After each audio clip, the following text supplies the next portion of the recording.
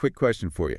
If you were building a brand new, really complex bridge, would you spend 5 years just calculating the perfect design on paper and then, commit $1 billion to build it all at once? Oh, that sounds absolutely terrifying. No. I mean, if I were the designer, I'd build a small-scale model first. I'd, run stress tests, see if it stands up before I risk everything. Exactly. The model, the prototype. We do this for cars, for planes, for software, because we know you don't want the whole thing to collapse on the first day. Mm-hmm. So here's the million-dollar question. Right. Why do we treat our lives differently?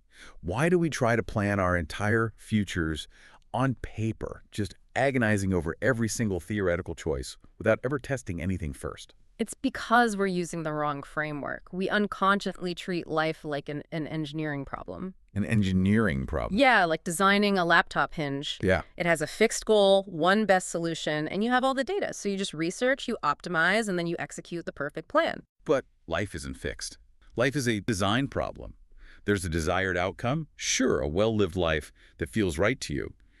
But there is no single predetermined solution just waiting to be found. You can't solve it with a spreadsheet. You have to brainstorm, try some crazy stuff, improvise, and just keep iterating. Welcome to the deep dive. Today, we're taking the core principles from the Stanford Design course, the ones from Designing Your Life by Bill Burnett and Dave Evans, to completely change how you see your future. This is basically the blueprint for fixing your analysis paralysis. It's about helping you build your way forward, not just, think your way forward. Okay, so let's just dive right in with the first, and honestly, the biggest hurdle that just locks up, 80% of people? Right. The moment you decide you want to change something, the first thought is always the same. It's, but I can't try things yet. What if I pick the wrong career and ruin my life? I have found my one true calling. And there it is. That's the dysfunctional belief we have to shatter right now. We call it the gasoline mistake. The gasoline mistake. I love this. The idea is that passion is this, singular thing that you have to find before you can start moving. So you wait, totally paralyzed, for this lightning bolt of an epiphany to strike. And it's such a debilitating pressure, because if you don't find the one thing, you feel completely lost. But think of it this way. Passion is the fuel, not the car. You don't buy the gas before you have the car. Right. And in fact, the research shows that most people, something like 80%, they don't know their passion. So if you're just sitting there waiting for this giant tank of passion to just magically appear before you even put the key in the ignition, you are going to be stuck forever. Exactly. The authors argue that you have to drive the car first.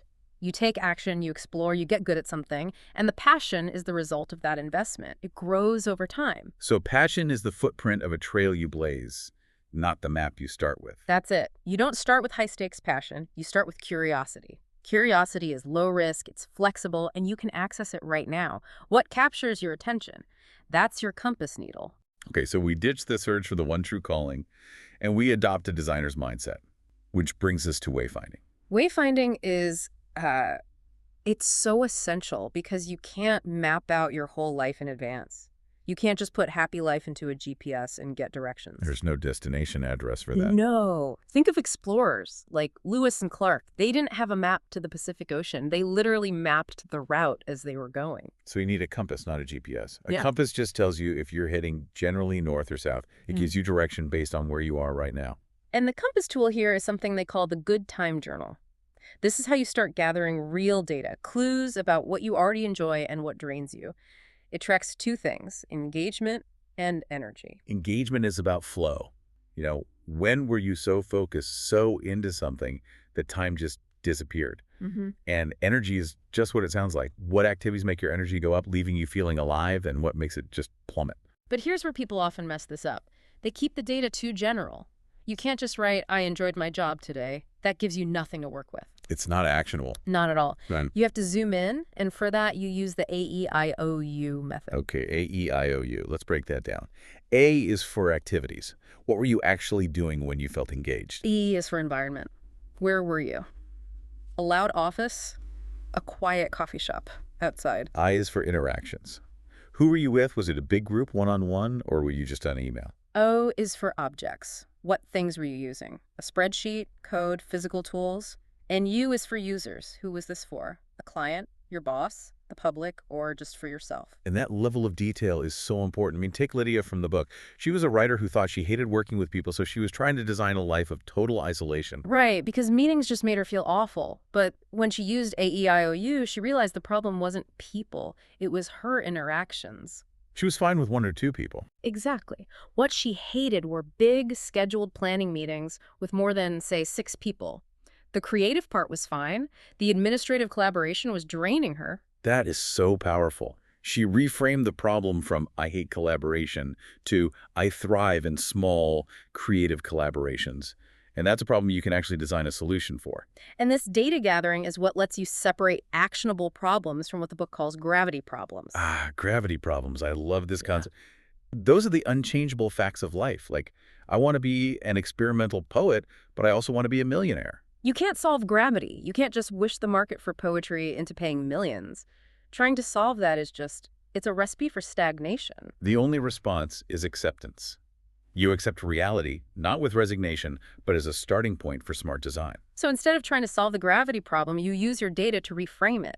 How do I bring poetry into my life in a meaningful way while building a separate career that I find energizing? That shift right there is the entire foundation of wayfinding. Okay, so now we have our compass data from the Good Time Journal. The next design step is ideation. And this is where the pressure comes right back. Because now the dysfunctional belief is, okay, I have to find the one right idea. Which is, again, totally artificial. We can all live many different kinds of interesting lives. To get past this, designers brainstorm. They generate lots of alternatives. We relieve the pressure of the one right idea by embracing the multiverse. Let's use an analogy here, like the 3 parallel universes. Yeah. You imagine 3 very different 5-year timelines for yourself. Right. So universe 1 is your current path, just extended. You keep doing what you're doing, but maybe you get a promotion. It's the safe, obvious path. Then universe 2 is the pivot. What would you do if your entire industry just vanished tomorrow? AI takes over, the economy shifts. You need a completely different path. And universe 3 is the wild card. What would you do if money and what people think were completely off the table? This isn't a fantasy. It's about unearthing things you've suppressed because they didn't seem practical. And these aren't just stories.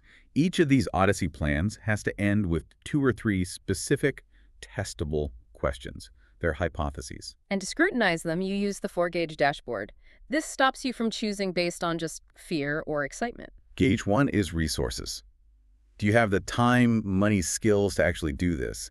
Gauge 2 is likability. How do you really feel about this plan? Hot, cold, warm. Gauge 3 is confidence. Can you actually pull this off? And then gauge 4, which is probably the most important, is coherence.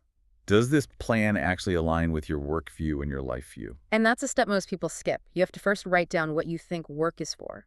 Is it status, service, security? That's your work view. And your life view is even bigger. What gives life meaning? What's the point of it all? Coherence just measures the gap between what you believe and what you plan to do. If your life view is all about community, but your Odyssey plan has you working alone in a cabin, your coherence gauge is low. It's a fundamental mismatch. So once you have these alternatives in your dashboard, the biggest mistake is to go back to just thinking about it. Right. Designers don't think their way forward. They build their way forward. This brings us to prototyping. This is so critical. You have to test your ideas in the real world with small experiments. The analogy here is dating versus marriage. If you're interested in a new career, you don't marry it on the first date. We see this all the time. Someone's interested in opening a cafe, so they immediately jump into massive debt and quit their job. They marry the idea. Yeah, like Elise in the book with her Italian cafe. She loved Italian food, but she found out she hated managing staff and dealing with suppliers. The high stakes ruined it for her. She skipped the dating phase. Prototyping is about testing in water up to your knees, not over your head. You're gathering experience, not just theories. And the simplest prototype is the life design interview, the LDI. This is how you can date your 3 Odyssey plans. And this is really important for you to get. An LDI is not networking. It is not asking for a job. The moment you ask for a job, you put them in the role of a judge. They're thinking, do we have an opening? Do you fit? It changes the whole dynamic. An LDI is just about getting someone's story. You approach them with genuine curiosity and ask, how'd you get here? What's a typical day really like? What are the parts you love and, the parts you hate that nobody talks about? It's 100% focused on them and their experience, not you. And when you do that, most people love to be helpful. You're just asking for directions, not for a ride. The power of this is, it's amazing. There's the story of Kurt, who had 2 master's degrees but 0 job offers from almost 40 applications. He was stuck thinking. So he switched to prototyping. He did 56 of these life design interviews, these conversations, and he ended up with 7 high-quality job offers. And what's wild is that in 6 of those 7 cases, they initiated the job conversation, not him. Because he built rapport. He showed genuine curiosity. And then he just asked the magic question. The more I learn about this, the more fascinating it becomes. What would be the steps for someone like me to explore becoming a part of this organization? That's the conversion. Yeah. But, even with the best plans, prototypes sometimes hit a wall, which leads to the question that just haunts everyone. Ah, yes. But what if I prototype and it fails? Isn't that just a waste of time? And that is the perfect question to reframe. For a designer, there is no failure. There is only data. It's not a waste of time if you learn something critical. Let's use the analogy of the chef's kitchen. Okay. If a chef tries a new spice in a recipe, a small prototype, and it tastes awful, they haven't failed. They've just gained information. They learned the recipe needs an adjustment. That is progress. The whole point of a prototype is to learn what works and what doesn't as quickly and as cheaply as possible. This is why in design, you should actually try to fail more often with the small stuff, the prototypes, so you can succeed sooner on the big things. You build what they call failure immunity. Exactly. The sting of failure basically disappears when the learning value is clear. If you see life as an infinite game where the goal is to just keep playing and learning, then every setback is just a progress report. Okay, so here's the challenge for you this week. Act like a scientist. Stop agonizing over the next 10 years and just focus on the next 7 days. Start your good time journal. Seriously, log your energy and engagement. When did you feel bored? When did you feel excited? That's your compass data. Stop trying to solve your life inside your own head. Accept your current reality, ideate wildly with those 3 Odyssey plans, and then just test small. Build your way forward. Don't think your way forward. And if you want to put this into practice right now, start with your wildest option. If money and image were no object at all, what would your Universe 3 Wildcard Odyssey plan look like? Tell us your idea in the comments below. If you want to keep upgrading your brain, click the video on the left. We've selected another deep dive just for you. And hit that logo to subscribe to Nonfiction Insights for your daily dose of wisdom. See you in the next video.